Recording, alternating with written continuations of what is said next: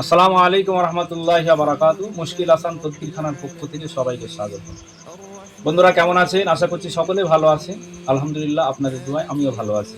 তো আজকে একটা আমল বলে দেবো, যে আমলটা করলে অস্বস্তি, অঞ্জালা, রাত্রে ঘুম হয় না, মাথা ঘোরা, মাথা যন্ত্রণা, টেনশান হয়, অটোমেটিক টেনশান ফিল হয়, মোটে ঘুম আসতে চায় না।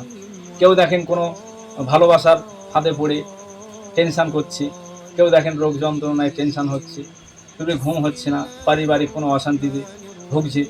এরকম অবস্থা যদি কারোর থেকে থাকে, তো আপনারা এই আমলটা করবেন।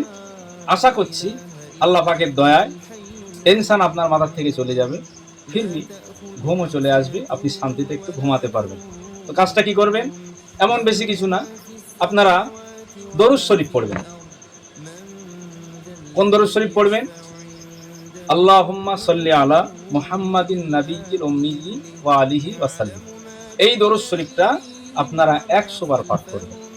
আমি দরুদ শরীফটা ফির আরেকবার বলছি, আল্লাহুম্মা সাল্লি আলা মুহাম্মাদিন নাবিয়্যিল উম্মিয়্যি ওয়া আলিহি ওয়া সাল্লাম। এই দরুদ শরীফটা আপনারা 100 বার পাঠ করবেন। পাঠ করতে করতে ইনশাআল্লাহ আপনার ঘুম চলে আসবে, মাথার থেকে টেনশন চলে যাবে, দুশ্চিন্তা সব চলে যাবে, দূর হয়ে যাবে ইনশাআল্লাহ।